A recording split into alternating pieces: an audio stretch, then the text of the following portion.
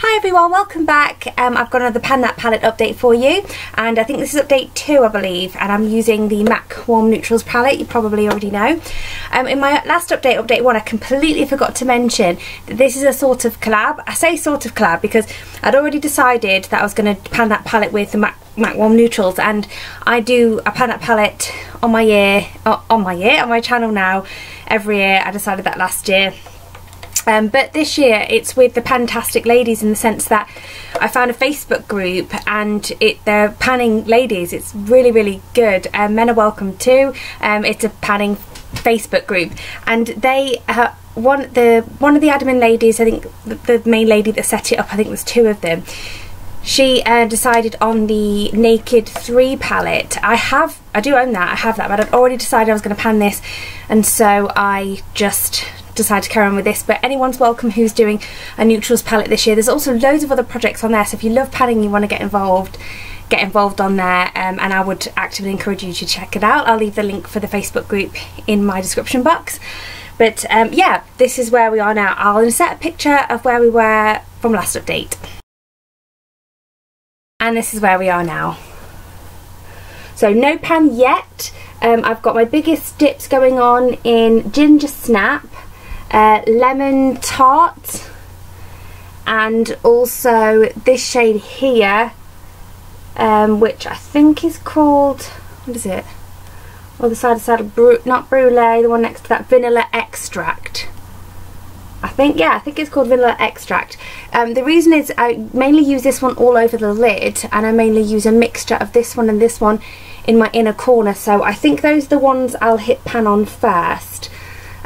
And I've had a bit of a swatchy session today. I also use Saddle every single day, and you can't see a dip in that. I've started to use a synthetic Real Techniques brush and really dig it in, because when I use a fluffy natural hair brush like a Zoeva 228 for example, it doesn't pick up any product. It's quite dry and very hard pressed. I'm not sure if that's the formula or the age, and I find that shade really difficult to blend. I think I said it in the last update, it really goes patchy and skips on my eye, so I have to put Salted Caramel from the Too Faced Chocolate Bar palette underneath it. I actually put White Chocolate to set from crease to brow bone, and then go in with Salted Caramel in the crease as a transition, and use that as a crease shade essentially. I'm quite fair, so I think that would be a good transition shade as a colour for most people, but for me, with me being so fair, I use it more as a crease definer, but I think anybody would struggle to use that as a transition shade, because it's just so, if you put it straight on, even if you've set it, it just really doesn't blend well at all. So today I've got Saddle on to define my outer corner, the darkness that you see here. I have this shade here, which is Dark Brew. I don't really use Dance in the Dark very much. I don't understand how that shade can be in this palette. I'll point it out to you here. It's basically grey. It's basically the same colour as the top I'm wearing. How on earth that is warm, I don't know, but the shade next to it, that one is quite warm. Obviously this Dance in the Dark, this Dark Brew is quite warm, so that's fine. I am getting to the point now where I'm struggling to make different types of looks. This palette to me makes the Too Faced Chocolate Bar palette interesting.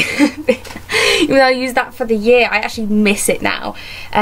Yeah, because it's just, you know, there's a lot, it's very samey, and I know you would expect that from a neutral palette, but I'll just give you an example. This shade here and this shade here are basically identical. They're basically identical. I'm going to show you them on my hand, but you won't be able to see them because they don't show up. It's those 2 shades there. They just basically don't show up. They're identical. As you can see from the pan, these 2 are very similar. They actually do swatch a bit different. This pulls a lot more gold than this shade, so I'll point those out to you there. That's these 2 shades. So this one pulls a lot more gold, and that's quite pretty. I'm going to have to try this shade here in my crease, even though I've got hooded eyes and I usually wear matte in my crease. I don't like wearing shimmer. I tried Ginger Snap in my crease because I saw it on somebody else's tutorial. It looked beautiful on them, but it really aged me and I couldn't get away with it.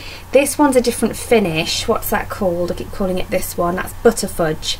Yeah, I'm going to try that in Butterfudge.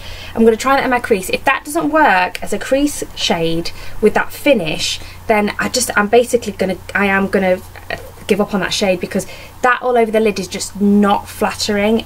I can't understand how that would be flattering on anyone. It's a Blair. It's a Blair colour. This colour next to it, which is Divine Decadence, is beautiful. That one's here, so that's a really gorgeous shade.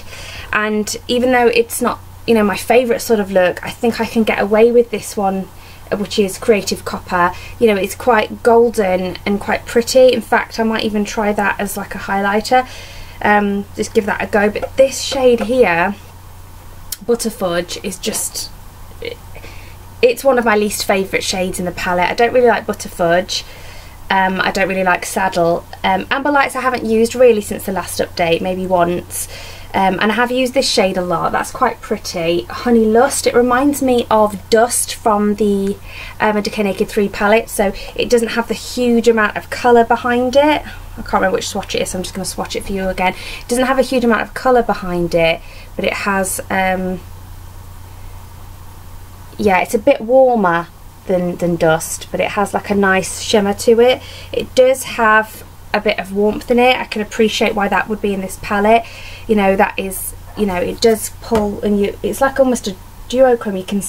It won't pull up on camera, but when you're looking at it in person, it's like a pink with warmth. It is quite pretty. So I do like that. This shade I've got all over the lid today.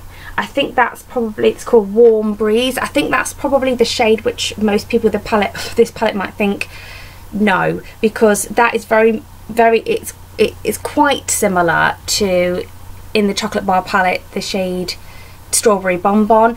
It's kind of like a lot of people wouldn't be able to wear that sort of pink, and I've got it on here, and I think when I go back to work it's going to be quite handy. I do quite like it, and I think I'm going to enjoy that in spring, to have that pop of brightening pink on the lid with a nice pink lip like I've got today. This shade here, I don't know what I'm going to do with. Hey, it's just, it's got a slight sheen to it, so it's frostier than Warm Breeze.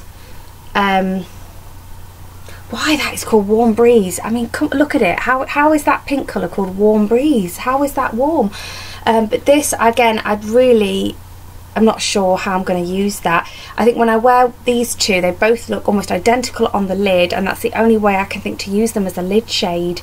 This shade here, I think a lot of people would not particularly like Brulee, because it's not matte but also not got a sheen to it. For me that's perfect for my brow bone highlight, because I don't like a sheen on there, so I really love that. I use that every day as a brow bone highlight. So I think along with these three shades here, sorry, I hope you can see, these three shades here and Ginger Snap, I think I am going to hit pan on those quite easily. But yeah, there's a lot. I mean, I've heard somebody say to me when I made some comments about the Too Faced Chocolate Bar palette, that of course you're going to find fault with something using every day, that it's almost impossible to pan a palette and end up still liking it at the end of it. But I don't think that's true. I still like the Chocolate Bar palette. I'm not throwing it away. But yeah, I think for somebody who likes warm shades, they're going to be disappointed by this, because it's not warm. It's not a warm palette. Overall it's got some cool shades in it, which is fine, but then don't call it a warm neutrals palette. But yeah, I'm definitely not going to finish these shades by the end of the year. This green, sort of olivey green shade here, Unwind, that's this shade here. I feel I can do something with that.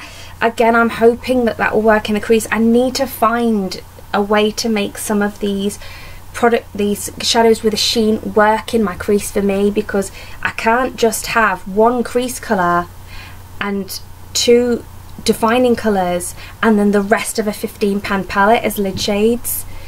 it's just not going to work. So I'm going to need to really dedicate myself to playing around with this a bit more.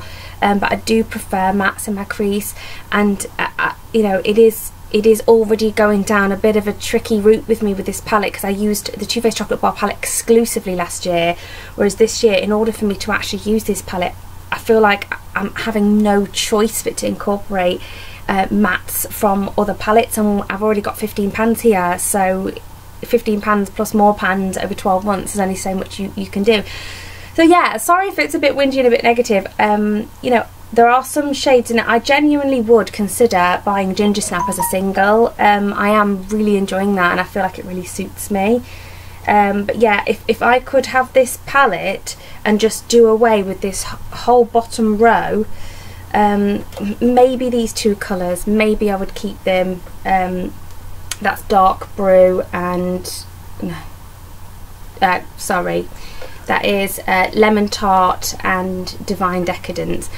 It's difficult on the back to see where it is. If I could keep those two, you know, I would, but I wouldn't be sad if that whole bottom row was gone. This shade I could do without, because I feel like it's, you know, it's just too cool and too dark for me. These 5 pinks, you know, if I maybe just pick 1, 2 at most. So yeah, it's proving to be a bit of a challenge. I didn't mind having something like this because I've deliberately picked something like this. This is my thoughts to me on this palette are not a surprise or shock, but I thought I could use this palette to really play with my lip collection this year and really just try different types of lip colours. So I'm still excited to do that. For that reason, I don't think I am going to get bored, but I'm just giving you my honest thoughts on how it's going so far. So in regards to goals, I think I am going to try and hit pan in these two here, which is Lemon Tart and Vanilla Extract. Yeah, I'm going to try and hit pan in those two, because those I use every day with quite a stiff chubby little brush on my inner corners. So I think that you know, those are the ones probably with the most significant dips in. If you can sort of, yeah, I think if I hold it like that, you can really see the dips going on in those two. So I think I should be able to do that, and then I think that's all I can goal for at the minute. I know a lot of people by now in their Pan That palettes are already starting to show a lot of pan, but bearing in mind, you know, these are MAC shadows. So yeah, and I'm not using any in my brows, I'm not using any as eyeliner. Maybe I'm going to give this one a go as eyeliner, because I do wear grey eyeliner and I do quite like grey eyeliner. I'm using MAC's Grey Utility at the minute, so I will try it that way. But yeah, that's where we are at the minute. I don't think there's anything more that I can say on it, and let me know as usual. I think I'm probably following everyone who's following me project wise, but if you're doing a Pan That palette and you haven't seen me in your comments, then let me know that you're there and I'll go and watch your video, because I love project pans and Pan That palette. And I'll see you soon, guys. Bye.